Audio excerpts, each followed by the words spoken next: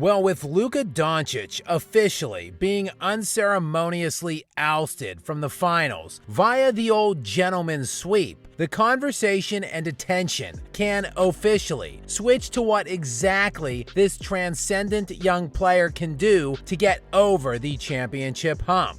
As the Mavericks are pretty cap-strapped heading into this summer, while they are lacking substantial trade chips and don't even have a 2024 first-round pick. So if Doncic follows in the footsteps of the great players of the post-2010 NBA, he will likely just end up taking his talents to some other NBA superstar city to amass an unbeatable super team and steal some cheap garbage rings. However, if he wants to take the path which today is the one less traveled, one that the previous greats took, it's time for Luka to get into the gym this offseason and get to work. And no, I'm not talking about the basketball court. I'm talking about the part of the gym that contains weights. It's time for him to start conditioning himself, working on his body, getting in better shape, and taking nutrition seriously. All of this, hopefully, will also translate to less flopping, whining, and begging for calls from the officials, and more of a focused concentration on the defensive side of the ball.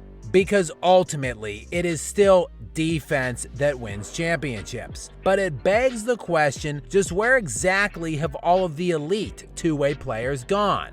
Not just guys that play at an elite level offensively and have a reputation for defending, like, Jason Tatum, who, yes, exhibits tendencies of an elite level defender, but has in fact made 0 All-NBA defensive team selections in the first 7 years of his career to this point. And while it is difficult to gauge just what exactly constitutes an elite defensive player, as many would point to advanced analytics as the barometer, fields such as defensive box plus minus, defensive win share, and net defensive rating. But what if I were to tell you Luka Doncic led these 2024 NBA playoffs in defensive win share? What?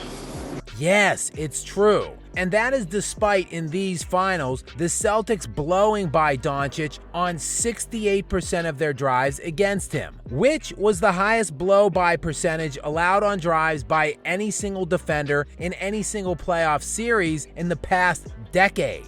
And did you know that Nikola Jokic is third all-time in NBA history in defensive box plus minus, above players such as Ben Wallace, who is 6th, Hakeem Olajuwon at 8, Tim Duncan at 12, and Kevin Garnett at 20. Yeah, what I'm saying here is advanced analytics can lie. And while it does go without saying that media-bestowed accolades aren't necessarily the be-all and end-all determinant for purposes of this conversation, I have looked at every player in NBA history that has made a minimum of 5 All-NBA team selections and 5 All-NBA defensive selections throughout the course of their entire careers, as this would indicate an elite performer on both sides of the floor. For a baseline here, Karl Malone would not qualify for this list, as while he did make 14 All-NBA selections, which is tied for 5th all-time, and he was a good defender, making several All-League defensive teams, he only made 4 of them. Therefore, he does not qualify as a sustained elite performer on both ends for purposes of this list.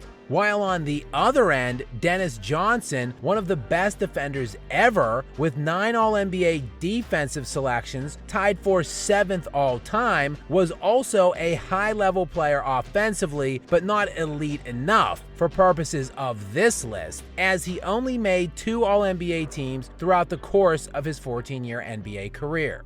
In terms of players who were a staple on both of these lists, making a minimum of 5 appearances on each of them, there were only 24 total players league-wide throughout NBA history. But many of these guys constitute the best players ever. Guys like Michael Jordan, Kareem Abdul-Jabbar, Kobe Bryant, and Tim Duncan. which would mean seemingly the very best of the best in the league since the 80s were doing it at both ends. This is a sentiment which sadly has seemingly been lost as of late, as these two-way players are a dying breed.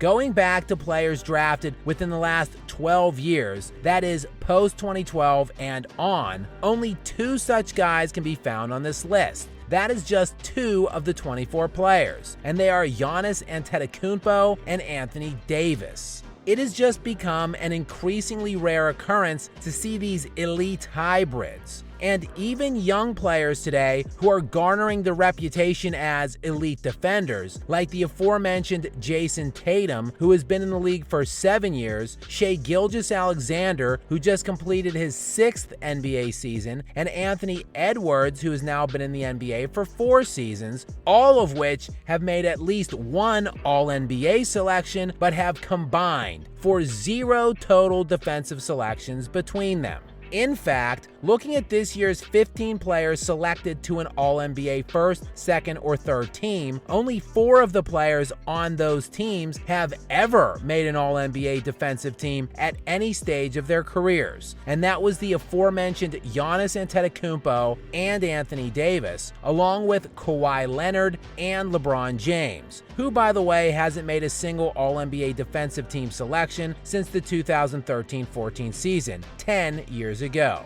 And in case you are wondering just who is the best two-way player in history, well, of course, there is the GOAT, Michael Jordan, who is still the only Defensive Player of the Year award winner to also lead the league in scoring in the same season. He, of course, also won the MVP the same season as he won Defensive Player of the Year, a feat duplicated by only 2 other players, Hakeem Olajuwon and Giannis Antetokounmpo, while Olajuwon is the only player in NBA history to win the MVP, a Defensive Player of the Year, an NBA title, and Finals MVP all in the same season.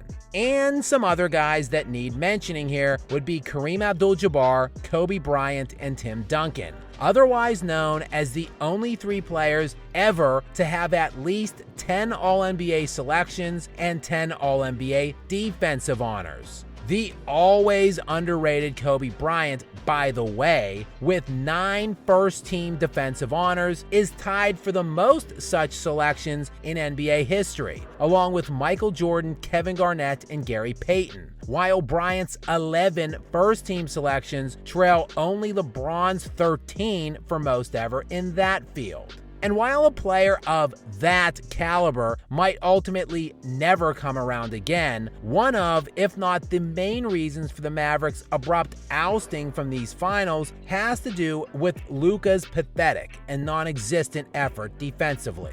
No one is expecting him to ascend to an All-NBA defensive caliber player, but he must be significantly better than he was in the finals. And if he truly wants to join these other immortals and do it without creating a parity-destroying super team, he is going to have to look himself in the mirror this offseason and ask some difficult questions. Determine if he is willing to push himself to the extremes of the true greats that came before him, to do all that is necessary to get to those levels.